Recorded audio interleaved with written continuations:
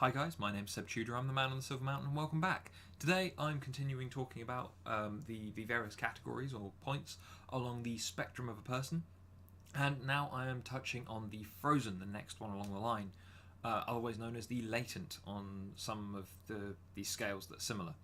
But ultimately, these individuals, why are they frozen? Why do I call them that? Well, it's because they're held in place, they're stuck. What holds them there? Well, they're paralysed by their analysis of the situations that are going on around them. And obviously, relationships, they're really tough situations. They fly around in all manner of different ways. They are irrational, they don't make any sense. But as a result, this causes an awful lot of anxiety for a lot of people. Even when you're in a long-term relationship, it can cause an awful lot of anxiety and worry.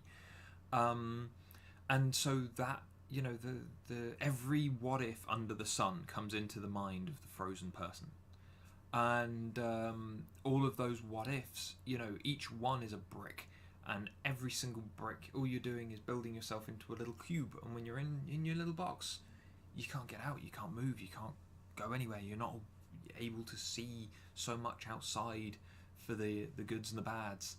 And as a result, though, with this, it's very much caused by kind of a lack of confidence, which leads to inaction, which again could potentially mean that they will talk something through with someone and make the best plan ever for whatever it is that they're doing.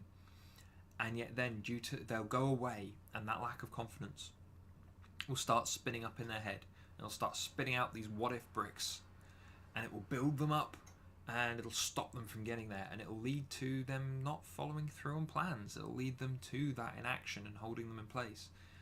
And they're genuine. Unlike the nice guy who's generally quite negative about things and the world around them, and kind of cynical in a way. These guys, they tend to be just quite pleasant, normal people. They can tend to be maybe lacking in a little bit of energy, quite reserved in certain ways.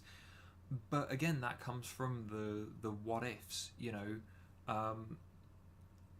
What if I do this and then this happens, and it all goes bad. It leads them to kind of step back and hold back on unleashing their potential and the energy that they've got on things, because it's like, well, something could go wrong if I do. So the thing that I tend to do with these guys when I've sat down with a few of them is, it's a very simple exercise. I've mentioned it before. You have to go through if we're going to talk about what ifs, what is it that will happen if you do this? What are the good things that will happen if you do this? What are the bad things that will happen if you do this? What are the good things that will happen if you don't do this? What are the good things that will happen? What are the bad things that will happen if you don't do this? Sum it up, make it an equation, because then it's all laid out, it's all easy, and it opens it up to those people. You can see then if you've got more cons than pros for not doing a thing, and on the side of doing a thing you've got like no real reason, no real positives coming out of what you're suggesting, then obviously it's, to these people it's an easy way to go, well, look, maybe it's something that you shouldn't bother with then.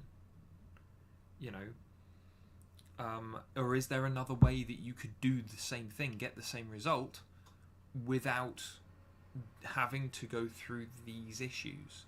There as I've said in other videos, there are numerous possibilities, numerous options for people to maneuver and meander their way through the world to get what they want. Just because it hasn't occurred to the individual that I've been sat with coaching doesn't mean that it won't. It just might take some time to narrow things down and to come up with a better objective, that's clearer for them, so that they can find that way. But that would be the thing that I would say to these to people in this category, especially considering it's a lonely category. It's one that because you're holding yourself back, because you're allowing yourself to be reserved, and maybe you're lacking in a little bit of confidence, leads you to that inaction. It leaves you alone. As I said, if you're building this cube around you out of what if bricks, then you're not going to be free to move. You're not going to be able to interact with people as much. It's lonely. It's going to be kind of miserable. But complaining about it, getting bitter about it, that leads you further towards being the nice guy and down towards the negative end of the spectrum there, where you've got an awful lot of that negativity turned inwards, which then eventually bubbles up and overflows and comes out again. In this regard, it's very much a case of, open up, take a few risks, experiment in small ways, just to get yourself used to it. And then, with plans, with seeing what you want to do, go through what are the good things that'll happen if I do this? What are the bad things that'll happen if I do this? What are the good things that'll happen if I don't do this? What are the bad things that'll happen if I don't do this? Sum it up, weigh it out.